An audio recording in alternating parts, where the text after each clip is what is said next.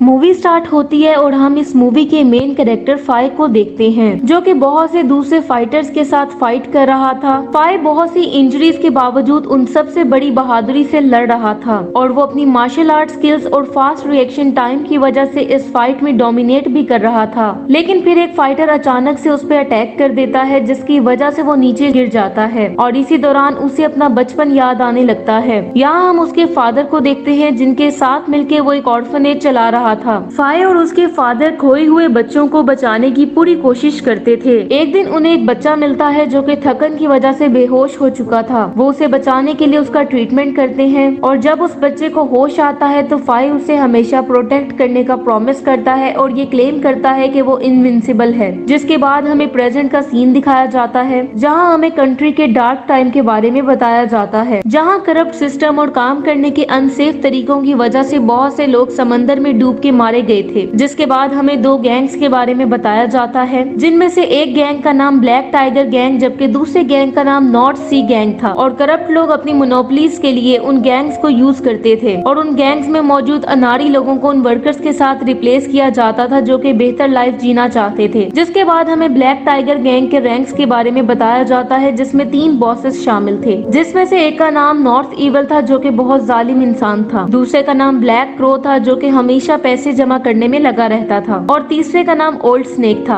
ये तीनों एक साथ एक्टिंग जनरल्स के तौर पे ब्लैक टाइगर गैंग को कंट्रोल करते थे। नेक्स्ट सीन में हम फायर को देखते हैं, जिसने अब गैंग का बॉस बनने का फैसला कर लिया था। वो फाइटर्स के ग्रुप के साथ था और उस ग्रुप का नाम डेयरडेविल वॉरियर्स था। वो फाइटर्स काफी टाइम से ब्लैक टाइगर गैंग्स का हिस्सा थे, इसलिए उन्हें गैंग्स में स्पेशल स्टेटस हासिल था। नेक्स्ट सीन में उन फाइटर्स को ऑर्गेनाइजेशन के हेड जिसका नाम ली था उससे मिलने के लिए बुलाया जाता है, जहाँ पे कुछ लोगों ने एक ट्रेडर को पकड़ रखा था। उसने क्योंकि मास्टर ली के साथ गद्दारी की थी, इसलिए मास्टर ली उसे सबके सामने मार देता है और वही 2 जलते हुए रॉड्स जब उस फाय और उसके साथियों की तरफ करता है तो सभी डर जाते हैं, लेकिन फाय बिल्कुल नहीं डरता बल्कि वहीं खड़ा रहता है, ऐसे जैसे उसे मौत का भी कोई खौफ ना हो। और जब सब फाइटर्स के हाथों पे हॉट टी गिराई जाती है तो सिर्फ फाय ही था जो कि पेन की वजह से जरा भी रिएक्ट नहीं करता। जिसके बाद मास्टर ली उन वॉरियर्स को दूसरे गैंग के हेड को मारने का टास्क देता है और कहता है कि जो भी इस टास्क को कंप्लीट करेगा उसे रिवार्ड के तौर पे ब्लैक टाइगर का टाइटल दिया जाएगा और वो जनरल के तौर पे मास्टर ली की फैमिली का हिस्सा बन जाएगा। नेक्स्ट सीन में हम फायर को नॉर्थ सी गैंग के लीडर के साथ फाइट करते हुए देखते हैं। यहाँ उन दोनों में जबरदस्त फाइट होने लगती है और नॉर्थ सी गैंग का मास्टर फायर की तलवार नीचे गिराने में कामयाब हो जाता है। जिसके बाद वो फायर पे मुसलसल अटैक करने लगता है, लेकिन फायर फिर भी उन अटैक्स को बड़ी आसानी से डॉज कर रहा था। मौका मिलता ही फायर उस पे काउंटर अटैक्स करता है, जिसके बाद वो गैंग लीडर को उसी की तलवार से मारने में कामयाब हो जाता है। थोड़ी ही देर में उस गैंग के बाकी लोग भी वहां पहुंच जाते हैं और फायर पे अटैक कर देते हैं, लेकिन फायर उनमें से भी कुछ लोगों को मार गिराता है और एक आदमी को शील्ड के तौर पे यूज करते हुए विंडो से जंप कर देता है। इसके बाद हमें वही सीन दिखाया जाता है जो हमने मूवी के स्टार्ट में देखा था, जब फायर बहुत से फाइटर से लड़ रहा था और यहाँ भी वो अकेला कई लोगों को मार गिराता है, लेकिन फिर भी वो फाइटर्स कम होने का नाम ही नहीं लेते। यहाँ हम देखते हैं कि फायर जब उनमें से एक फाइटर के अटैक से नीचे गिरता है और बाकी सभी लोग मिलकर उस पर अटैक करके उसे मारने ही वाले थे कि तभी उसका एक साथी वहाँ फायर क्रैकर छोड़ के सभी लोगों को डिस्ट्रैक्ट कर देता है और फायर को बचाने में कामयाब हो जाता है। जिसके बाद हमें ब्लैक टाइगर गैंग का हेडक्वार्टर दिखाया जाता है, जहाँ फायर बेहोश पड़ा था और उसके साथी परेशान होने के साथ साथ हैरान भी थे कि वो अकेला इतने सारे लोगों को मारने में कैसे कामयाब हो गया था। ये देखकर मास्टर ली भी उसे अपने बेटे के तौर पर अडॉप्ट कर लेता है, जिसका मतलब ये था कि अब उसका शुमार गैंग के जनरल्स के तौर पे होगा। जिसके बाद वो सभी को ये ऑर्डर देता है कि फायर हर हाल में ठीक हो जाना चाहिए। साथ ही वो अपने पहले वाले 3 बेटों को डांटने लगता है कि उनमें से कोई भी ऐसा काम नहीं कर सका जो फायर ने किया है। नेक्स्ट सीन में हम देखते हैं कि गैंग का एक मेंबर फायर का ख्याल रख रहा था, जिसे वो पहले भी मिल चुका था। वो मेंबर ऐसे बिहेव कर रहा था जैसे वो फायर का सबसे अच्छा फ्रेंड हो। वो फायर से कहता है कि अब वो दोनों बेस्ट फ्रेंड हैं। फायर इस बात से एग्री नहीं लग रहा था, लेकिन वो उसे कुछ नहीं कहता क्योंकि वो उसका ख्याल रख रहा था। इसी दौरान फायर को अपना चाइल्डहुड याद आ जाता है, जहाँ वो ऑर्फनेज के बच्चों के साथ मिलकर खेल रहा था जो कि उसके बेस्ट फ्रेंड्स थे। जिसके बाद हम देखते हैं कि उनमें से एक बच्ची जिसका नाम फॉ था, उसे एक गैंग मेंबर किडनैप कर लेता है और फायर उसे नहीं बचा पाता। जिसके बाद सीन शिफ्ट होता है और हम प्रेजेंट टाइम में नॉर्थ सी गैंग के न्यू लीडर को देखते हैं, जो कि फॉर्मर गैंग लीडर का बेटा था। यहाँ वो अपने फादर की डेथ का बदला लेने की कसम खाता है। जिसके बाद हम फायर को देखते हैं जो कि एक टैटू बनवा रहा था। जिसके बाद टैटू बनाने वाला आदमी उसे 2 कीज के बारे में बताता है, जिनसे एक तिजोरी को खोला जा सकता था। उस तिजोरी तिजोरी में ब्लैक टाइगर गैंग अपने जमा किए गए सारे पैसे रखता था और उन कीज में से एक ब्लैक क्रो जबकि दूसरी ओल्ड स्नेक के पास होती थी। नेक्स्ट सीन में हम देखते हैं कि फाई को ऑफिशियली मास्टर ली के फोर्थ सन के तौर पे अडॉप्ट कर लिया जाता है, जबकि ब्लैक टाइगर गैंग सी पोर्ट पे पूरी तरह से कंट्रोल हासिल कर लेता है। जिसके बाद हमें कुछ टाइम बाद का सीन दिखाया जाता है जहाँ फाई जनरल के तौर पे सेटल्ड हो चुका था। उसकी एक गर्लफ्रेंड भी थी जिसका नाम ऑर्किड था, लेकिन फाई को हर रोज फॉग के बारे में नाइटमेयर्स आते थे, जिसकी वजह से वो बहुत ज्यादा परेशान हो जाता है कि शायद फॉग को प्रोस्टिट्यूशन के लिए फोर्स किया गया हो। जिसके बाद हमें दोबारा से पास्ट का सीन दिखाया जाता है जहाँ ऑर्फनेज में आग लग जाती है जो कि गैंग मेंबर्स ने ही लगाई थी और उसी आग से उन ऑर्फन बच्चों को बचाते हुए फाई के फादर की डेथ हो जाती है। नेक्स्ट सीन में हम देखते हैं कि सभी गैंग मेंबर्स फाई के गैंग फैमिली का हिस्सा बनने की वजह से सेलिब्रेट करने लगते हैं। फाई को सभी गैंग मेंबर्स कांग्रेचुलेट करने लगते हैं, लेकिन एक मेंबर ऐसा नहीं करता और वो था नॉर्थ इवल, क्योंकि उसने फाई को अभी तक गैंग फैमिली के मेंबर के तौर पे एक्सेप्ट नहीं किया था। यहाँ फाई और उसके बाकी दो ब्रदर्स में तो दोस्ती हो चुकी थी, लेकिन नॉर्थ इवल फाई को फाइट करने के लिए प्रोवोक कर रहा था, लेकिन फाई बिल्कुल काम रहता है और वो नॉर्थ इवल की बातों का जवाब बातों से ही देता है। इविल नॉर्थ के बिहेवियर की वजह से ब्लैक क्रो और इविल नॉर्थ में हीटेड आर्गुमेंट्स होने लगते हैं, क्योंकि वो दोनों भी एक दूसरे को पसंद नहीं करते थे।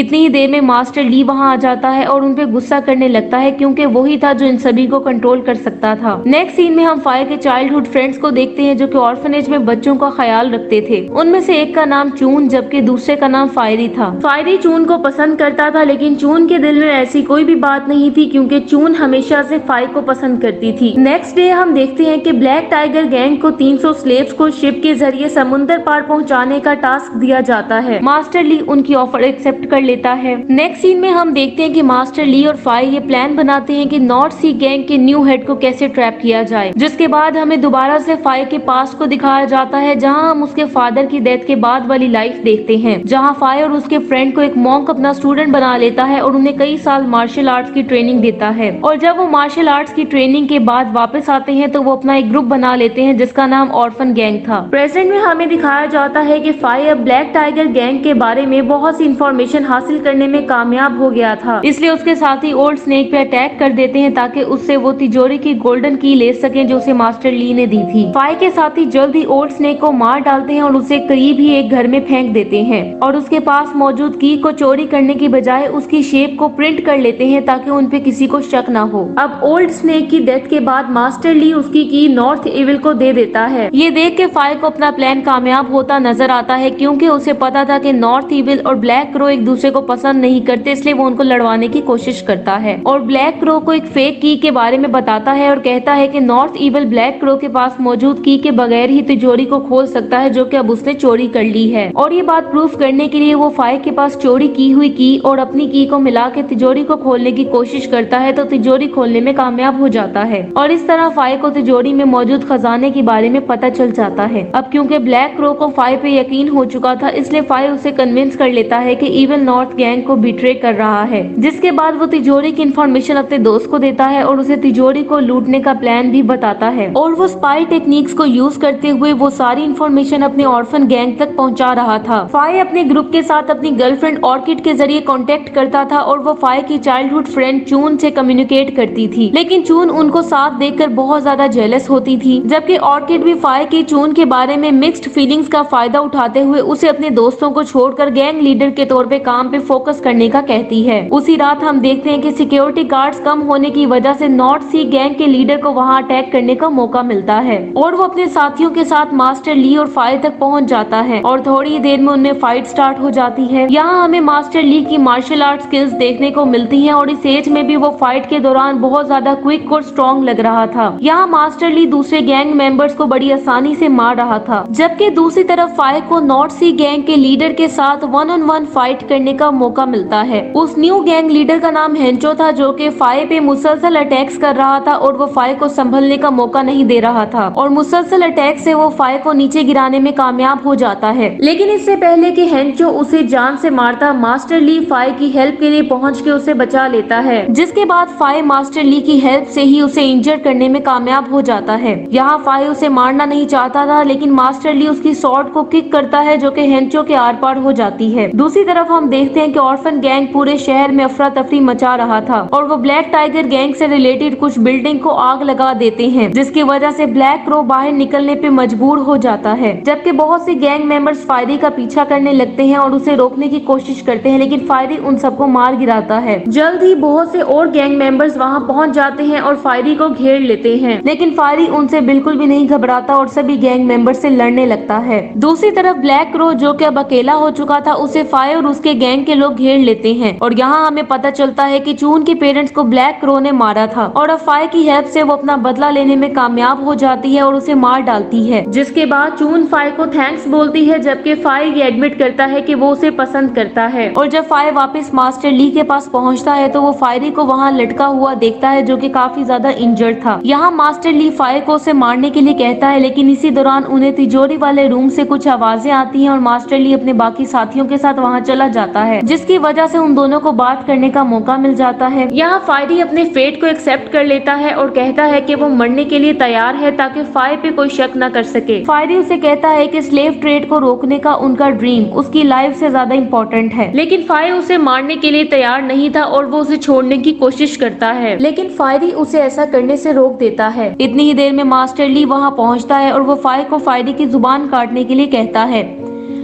फायर ऐसा करने ही वाला था कि तभी कुछ मेंबर्स ब्लैक क्रो की डेड बॉडी लेके वहां पहुंच जाते हैं और उसकी बॉडी पे नॉर्थ इविल की केन के निशान देख के सभी लोग बहुत ज्यादा हैरान हो जाते हैं और सब लोग नॉर्थ इविल पे शक करने लगते हैं। नॉर्थ इविल जब इस बारे में फायरी से इंटेरोगेट करने लगता है तो फायरी उसके कान में कुछ कहता है और साथ ही अपने आप को सॉर्ड से मार लेता है, जो कि नॉर्थ इविल ने उसकी गर्दन पे रखी हुई थी, जिसकी वजह से सिचुएशन मजीद खराब हो जाती है और सबको लगता है कि नॉर्थ इविल ने उसे जानबूझ के मारा है। इसी वजह से मास्टर ली भी उस पर शक करने लगता है। इसी दौरान फायरी की डेथ से बहुत ज्यादा दुखी था और उसे याद आता है कि वो फायरी से पहले इस गैंग में जगह बनाने में कामयाब हुआ था। अगर ऐसा ना होता तो आज फायरी की जगह वो हो सकता था। उसी दिन फायर जब ऑर्किड के पास था तो वो फायरी की डेथ की वजह से रोने लगता है और कहता है कि अब जब उसका बेस्ट फ्रेंड उसके साथ नहीं है तो वो अब तक जो कुछ कर रहा था उसका क्या फायदा, क्योंकि वो अपने दोस्त को तो बचा नहीं पाया था। अब जबकि सिर्फ नॉर्थ इविल जिंदा था और उसके बाद फायर अकेला थ्रोन का हकदार हो सकता था, लेकिन अगर नॉर्थ इविल मारा जाएगा तो सारा शक फायर पे आ जाएगा, इसलिए वो उसे नहीं मार सकता था और साथ ही उसे उन 300 वर्कर्स को भी ढूंढना था जिन्हें वो बेचने वाले थे। फायर की ये बातें उनका वो दोस्त जिसने उसका इंजरी के दौरान उसका ख्याल रखा था वो सुन लेता है, लेकिन इस बारे में किसी को ना बताने का फैसला करता है। जिसके बाद हम देखते हैं कि फायर एक ब्लाइंड मैन को कुछ पैसे देता है और उसे वो स्टोरी सुनाने के लिए कहता है जिसमें ट्रेटर का जिक्र था। मास्टर ली जब उसकी स्टोरी सुनते हैं तो वो उस ब्लाइंड मैन को अपने सभी मेंबर्स की आवाजें सुनकर उनमें से ट्रेटर ढूंढने का कहता है, जिसके बाद वो सभी गैंग मेंबर्स की एक एक करके वॉइसेस सुनने लगता है और जब ली की बारी आती है तो वो ब्लाइंड मैन के कान में कहता है कि वो उस ग्रुप का हिस्सा है जिसने कल रात अफरा तफरी मचाई थी। ये सुनकर उसे याद आता है कि उन्हीं लोगों ने उसे बहुत से पैसे दिए थे, जिसकी वजह से वो ली की वॉइस को भी क्लियर कर देता है। उसी रात जब नॉर्थ इविल मसाज के लिए जाता है तो वहाँ ऑर्किड भी पहुँच जाती है। यहाँ ऑर्किड उसे अपना रियल नेम बताती है जो कि फॉ था,